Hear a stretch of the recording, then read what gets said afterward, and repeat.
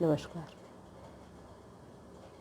पंडित मदन मोहन मालवीय जी से अपना दीक्षा संस्कार करवा के पिता के साथ वापस लौट रहे हैं बालक श्री राम, और तब अपने पिता से पूछ रहे हैं कि पिताजी, हम तो ब्राह्मण हैं ना, फिर गुरुदेव ने ये क्यों कहा कि ब्राह्मण बनना।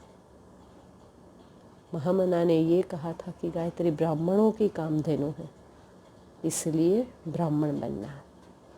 हाँ, ब्राह्मणों की कामधेनु गायत्री, माने जो ब्राह्मण है उसे तो गायत्री जपना अनिवार्य है, और जो जाति से नहीं कर्म से अपने आप को ब्राह्मण मानता है, गायत्री उसको भी अनिवार्य रूप से जपनी चाहिए। कितनी बड़ी बात है ना। जो गायत्री ब्राह्मणों की कामधेनु कहलाती है, जो गायत्री ब्राह्मणों को जपना अनिवार्य है, उसी गायत्री को जब गुरुदेव ने जन जन तक पहुंचाने का प्रयत्न किया तो सबसे ज़्यादा विरोध भी ब्राह्मणों ने ही किया। शायद उनको अपनी बपौती छीनती हुई लगती होगी। खैर, इस बात पर हम बाद में आते हैं। अभी तो हम इस बात पर हैं कि बालक श्री राम लौट रहे हैं और मार्ग में पिताजी से पूछते हैं कि पिताजी, हम तो ब्राह्मण हैं, फिर गुरुदेव ने ऐसा क्यों कहा कि ब्राह्मण बनना। और तब पिताजी ने ये समझाया कि बेटा, ब्राह्मण वो है जो ज्ञान की उपासना करता है, समाज को ज्ञान का दान देता है, समाज के लिए, दूसरों के लिए जीता है, अपने लिए नहीं जीता। ब्राह्मण पर इस समाज को दिशा देने की बहुत बड़ी जिम्मेदारी है, और अगर ब्राह्मण पथ से भटक जाए तो समाज को, देश को भटकने से कोई नहीं बचा सकता। बच्चे ने मन में इस बात को गांठ बांध लिया कि हम सही अर्थों में ब्राह्मण बनेंगे। जब से समाज के ये पथदर्शक अपने पथ से भटके हैं, तभी से समाज में तमाम तरह की विकृतियाँ आई है, तमाम तरह की परेशानियाँ आई है। बालक श्री राम ने इस बात को गांठ बांधा कि नहीं, हम ब्राह्मण बनेंगे, और घर आके उनका पूजा का क्रम कुछ और व्यवस्थित हो गया। जीवन भर इस बात को गांठ बांध के रखा कि नहीं, हमें ब्राह्मण बनना है और एक सच्चे ब्राह्मण बनना है। इसीलिए घर आते साथ दीक्षा की बातों को मन में स्मरण रखते हुए अपने पूजा क्रम को व्यवस्थित कर दिया। एक कमरे में अपना पूजा का स्थान जमा लिया, और प्रातः जल्दी उठते ब्राह्म मुहूर्त में उठकर स्नान आदि से निवृत्त होके जाप करने बैठ जाते। 5 माला गायत्री महामंत्र का जाप, और उसके बाद भगवान सूर्य नारायण को अर्घ्य समर्पित करना। दीपक घी का जलाते थे, और इस तरीके से उनका बहुत व्यवस्थित साधना का क्रम चल पड़ा। इसी बीच 11 साल की उम्र में श्री राम ने अपने पिता को खो दिया। सबसे ज़्यादा कमी उनको इसी बात की रही।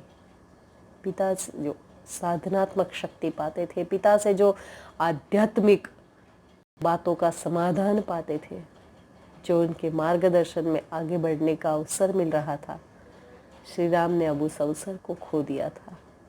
मगर जब पिता की विरासत को बांटने की बात आई तो श्री राम ने साफ कह दिया, मैं पिता के आध्यात्मिक विरासत के अलावा और कुछ नहीं लूँगा। गृहस्थी की कोई जिम्मेदारी मुझे नहीं चाहिए, वो मुझसे होगा ही नहीं।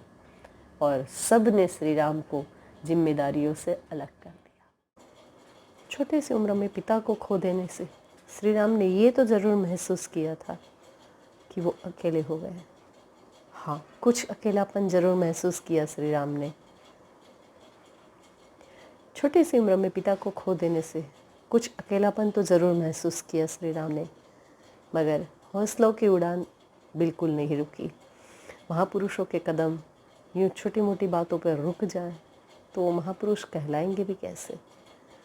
श्री राम की यात्रा निरंतर जारी रही, और 12-13 साल की छोटी सी उम्र में, क्योंकि देश हमारा अंग्रेज़ों की गुलामी में था और महात्मा गांधी के मार्गदर्शन में स्वतंत्रता आंदोलन चल पड़ा था, उसकी हवा आंवलखेड़ा तक भी आई थी, तो श्री राम ने छोटे छोटे बच्चों का अपना एक ग्रुप बनाया और अपनी मंडली को, अपनी वानर सेना को साथ लेकर अंग्रेज़ों का रास्ता रोकने का एक प्रयत्न किया। गांव के बाहर जहां से आते हैं, वैसे आंवलखेड़ा में सप्ताह में एक आध बार अंग्रेज़ों का राउंड ज़रूर हो जाता था और जिस रास्ते वो लोग आते थे उस रास्ते पर श्री राम ने अपने मित्रों के साथ डेरा जमाया। खूब सारे पत्थर और जेब में मिर्ची अंग्रेज़ों के स्वागत के लिए। जब आए वो लोग तो बाकी सारे लोग तो पेड़ों की आहट में छिपे रहे। श्री राम सामने आए। एक बालक को सामने देखकर अंग्रेज घोड़े से उतरे, क्या बात है, क्यों रोक रहे हैं करके पूछने के लिए, मगर जैसे ही वो पास आया, इससे पहले कि वो कुछ पूछे या डांटे, श्री राम ने जेब से मिर्ची निकाल के उसकी आंखों में झोंक दी और इस मिर्ची की वजह से दोनों हाथों से अपनी आंखों को मलते मलते चीखने चिल्लाने लगे और उसी समय श्री राम की वानर सेना ने खूब पत्थर बरसाए अंग्रेज़ों पर और हालत ये हो गई कि इन पत्थरों से बचने के लिए उनको वापस ही भागना पड़ा। अपनी ये छोटी सी जिद का बच्चों ने गांव में आकर खूब उत्सव मनाया, मगर दोपहर होते तक के गांव में सूचना आ गई, जिन बच्चों ने ये काम किया है उनको दंडित किया जाएगा और उनको साथ देने वालों को भी नहीं बख्शा जाएगा। मगर इतनी सी बात से कदम रुकने वाले कहाँ थे। दांडी यात्रा बापू की, नमक कानून और श्री राम ने भी आंवलखेड़ा में इसका कार्यक्रम बनाया।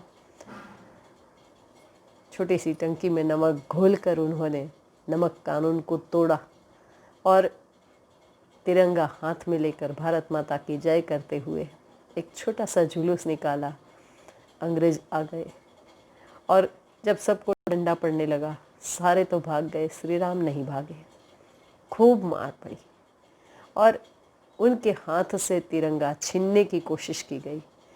बहुत कोशिश के बाद जब ऐसा लगा कि अब बेहोश होने लगे हैं, अब अपने हाथ में रखे इस तिरंगे को नहीं बचा पाएंगे, तो श्री राम ने तिरंगे को मुंह में दबा लिया।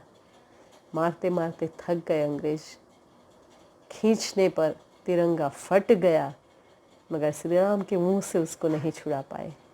बेहोश हो गए श्री राम मार खाते खाते, और जब होश में आए तो तिरंगे का एक टुकड़ा उनके मुख से निकला। भविष्य के एक प्रखर स्वतंत्रता संग्राम सेनानी का बीजारोपण बालक श्री राम के अंदर हो चुका था। जय गुरुदेव।